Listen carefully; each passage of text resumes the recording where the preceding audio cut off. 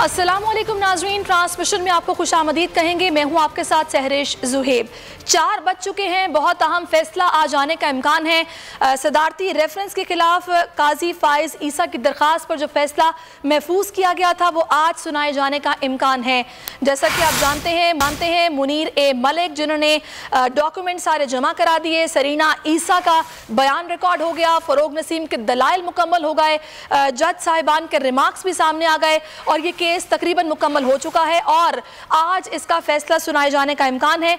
इसी सारी सूरत हाल पर बात करेंगे। इस वक्त हमारे साथ हमारे नुमाइंदे भी मौजूद हैं। नई मस्खर जो कि सुप्रीम कोर्ट की इमारत के बाहर से हमें रिपोर्ट करेंगे, जबकि सीनियर एंकर पर्सन अमीर अब्बास भी हमें ज्वाइन कर चुके हैं और एडवोकेट आरिफ चौधरी साहब भी इस वक्त ट्रांसमिशन में हमारे साथ मौजूद हैं, इस ट्रांसमिशन का हिस्सा हैं। सबसे पहले हम रुख करेंगे रिपोर्टर का। हमारे नुमाइंदे नईम मस्खर हमारे साथ मौजूद है। नईम, आगाह कीजिएगा, इस वक्त आप सुप्रीम कोर्ट के बाहर क्या सूरत हाल देख रहे हैं और क्या जज साहिबान वकला पहुंच चुके हैं? जी बिल्कुल सहरिश, आपने ठीक कहा। एक अहम नोयत का ये फैसला है। अब से कुछ देर के बाद ये सुनाया जाएगा और जजेस ने आज दलाइल मुकम्मल होने के बाद ये कहा था कि आज ये फैसला सुनाया जाएगा अगर इत्तफाक हुआ तो।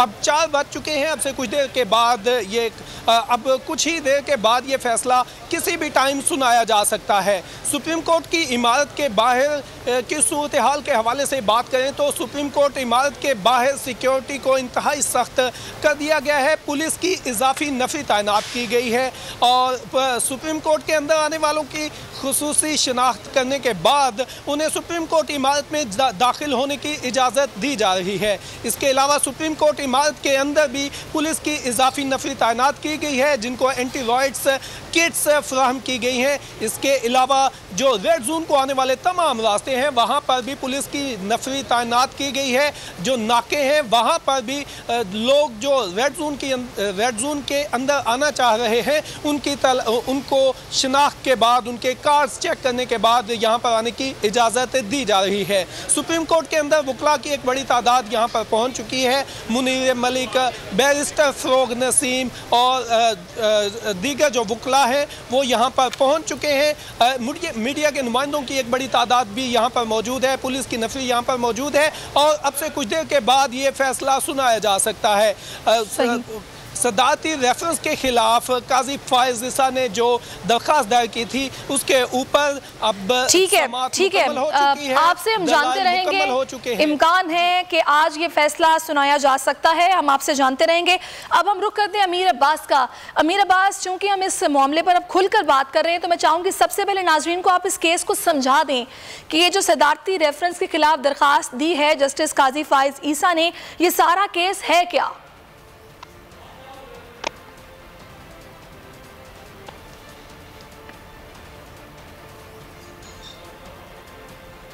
जी अमीर अब्बास। जी सरिश, आपको आवाज आ रही है? जी मुझे आवाज आ रही है। मेरा आपसे सवाल ये है कि ये जो केस है, ये जो मामला है कि सदारती रेफरेंस के खिलाफ जस्टिस काजी फाइज ईसा ने सुप्रीम कोर्ट का दरवाजा खटखटाया, वहां पर दरखास्त दी है, मुझे बताइएगा सारा केस है क्या जो कि ये अदालत में वो लेकर गए हैं? देखिए, केस तो पहले हुकूमत लेकर गई। सदारती रेफरेंस के जरिए से सदर मुमलिकत के जरिए से रेफरेंस फाइल हुआ सुप्रीम जुडिशल काउंसिल, उसके बाद फिर जस्टिस ऑनरेबल जस्टिस काजी फाइज ईसा साहब हमारे लिए तो काबिल एहतराम है। जब तक सुप्रीम कोर्ट के जज हैं, कुर्सी इंसाफ पर वो बुराजमान है, हमारे लिए काबिल एहतराम है। तो उन्होंने खुद कहा कि उनके मुकदमे की समाअत जो है वो खुली अदालत में होनी चाहिए और फिर इसके ऊपर एक लार्जर बेंच बना। इस बेंच की भी दरख्वास्त उन्होंने खुद की थी और अब समाअत जो है वो आप देख रहे हैं, जो उन्होंने दरख्वास्त दी सदारती रेफरेंस के खिलाफ, उसकी समाअत जो है वो मुकम्मल हुई और जिसका फैसला आज 4 बजे तक मुतवक्के था। देखिए, केस तो इनकी अहलिया और बच्चों के एसेट से मुतल्लिक है जो पाकिस्तान से बाहर है। जज का जो एहतसाब है वो तो सुप्रीम जुडिशल काउंसिल कर सकती है, कोई और इदारा वो जज का एहतसाब नहीं कर सकता। जज का एहतसाब या सुप्रीम कोर्ट के पास उसका इख्तियार हो सकता है, जैसे सुप्रीम कोर्ट का लार्जर बेंच कर रहा है, या सुप्रीम जुडिशल काउंसिल है। कोई और रियासती इदारा जज का एहतसाब नहीं कर सकता। लेकिन ये भी नहीं हो सकता कि किसी जज का एहतसाब ना हो। मैं कतन इस केस या ऑनरेबल फाइज ईसा साहब की बात नहीं कर रहा, मैं एक प्रिंसिपल ऑफ अकाउंटेबिलिटी की बात कर रहा हूं कि किसी भी रियासत में कोई भी शख्स वो एहतसाब से बालातर नहीं है, बल्कि जो जदीद रियासतें हैं जिनमें बादशाहत खत्म हो चुकी है, यानी आज से 100-150 साल पहले जब यूरोप के अंदर बादशाह हुआ करते थे, डेमोक्रेसी नहीं हुआ करती थी एक जमाने में, तो बादशाह एहतसाब से बालातर हुआ करता था।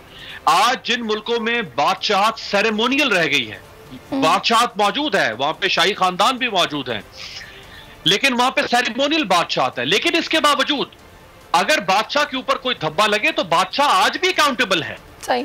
तो कोई गधा हो या कोई शाह हो, वो एहतसाब से बालातर नहीं हो सकता। नहीं है बिल्कुल। कोई वकील हो, ये तो रिमार्क्स में कहा भी गया है। कोई जर्नल। अच्छा, इसमें इस सारी समात में हमने जज साहबान के कुछ रिमार्क्स ऐसे भी सुने हैं कि अब्दुल वहीद डोगर के पास ये सारी मालूमात कहाँ से आ गई। थोड़ा सा जरा उनके किरदार पर रोशनी डालिएगा अमीर अब्बास, फिर मैं चाहूंगी आरिफ साहब से भी इनका पॉइंट ऑफ व्यू लूंगी। वो कौन है, क्या किरदार है इस केस में? देखिए, वहीद डोगर साहब जो है ये एक न्यूज़ एजेंसी है, पाकिस्तान की बड़ी ऑनलाइन न्यूज़ एजेंसी है, उसके साथ ये वाबस्ता रहे। इत्तफाक से चंद दिन पहले ही मेरी इस ऑनलाइन न्यूज़ एजेंसी के मालिक से मुलाकात थी और मैंने उनसे पूछा कि क्या इस रेफरेंस के पीछे जो वहीद डोगर जो एक ज़माने में आपके साथ काम कर रहा था, कहीं इसके पीछे कोई साजिश है या कहीं इसके पीछे आपका कोई किरदार है? तो उन्होंने कैटेगोरिकली कहा कि इसमें किसी किस्म का हमारा कोई किरदार नहीं, बल्कि हमने तो उसको बाद में जब हमें पता चला कि वो किसी ऐसी एक्टिविटी में मुलव्वस हो सकता है जिसकी वजह से हमारे इदारे के ऊपर कोई दाग आए, तो हमने उसको अपने इदारे से अलहदा कर दिया था। तो ये एक एनोनिमस पिटीशन है, एक साफी है वहीद डोगर, उसने ये पिटीशन फाइल की है, लेकिन अगर उसके पास कोई दस्तावेज है, कोई सबूत है, तो मेरा नहीं ख्याल कि इस पे ये सवाल उठाया जाए कि उसने कहां से हासिल की। ठीक है। अच्छा, मैं जाऊंगी, सवाल ये होना चाहिए कि क्या वो ठीक है या नहीं। ठीक है। अच्छा आरिफ साहब, मुझे अब इस मामले में आप ज्यादा बेहतर समझा सकते हैं, मैं आपसे बात करूंगी, लेकिन अभी ताजा खबर ये आ रही है कि जस्टिस काजी फाइज ईसा केस में जजेस ने जो फैसला महफूज किया था इस दरखास्त पर, वो सुनाना शुरू कर दिया है। 4 बजे का वक्त था और अभी ये फैसला ठीक 4:12 पर सुनाना शुरू कर दिया गया है। जस्टिस काजी फाइज ईसा केस में जजेस ने फैसला सुनाना शुरू कर दिया है। अब देखना है कि फैसला क्या सुनाया जाता है, लेकिन मैं उससे पहले आपसे आरिफ साहब ये जानना चाह रही हूँ कि अभी ये सारा मामला एसेट्स का था और जो भी इसमें इल्ज़ाम लगाया गया, लेकिन क्या ये जांच पड़ताल नहीं हुई थी? अब जैसा कि आपके सामने है कि सारा कुछ कहा जा रहा है कि इंडिपेंडेंट थी उनकी वाइफ जो सरीना ईसा साहिबा हैं और उनके और उनके बच्चों के नाम पर था। अच्छा, अभी अहम खबर हमें मौसूल हो गई कि सदारती रेफरेंस खारिज कर दिया गया है, यानी कि कलअदम करार दे दिया गया है रेफरेंस को। अहम खबर आपके साथ शेयर कर रहे हैं कि जस्टिस काजी फाइज ईसा केस में फैसला और उनकी दरखास्त को मंजूर कर लिया गया है। फैसला में ये कह दिया गया है कि कलअदम करार दिया जाए, इस रेफरेंस को खारिज कर दिया गया है। बहुत अहम खबर, अहम फैसला जो कि आप तक पहुंचा रहे हैं, बहुत अहम मामला इस केस में बताया जा रहा है कि अभी इस रेफरेंस को खारिज कर दिया गया है और कलअदम करार दे दिया गया है। जैसा कि आप जानते हैं, रिमार्क्स में जो सरीना ईसा के बयान के बाद जज साहबा ने कहा था, उन्होंने कहा था कि हम सेटिस्फाई हैं सरीना ईसा के बयान से। उन्होंने सेटिस्फैक्ट्री स्टेटमेंट दी थी, उनकी जानिब से दी गई थी, और अभी अहम खबर आपके साथ शेयर कर रहे हैं कि रेफरेंस को कलअदम करार दे दिया गया है। जी आरिफ चौधरी साहब।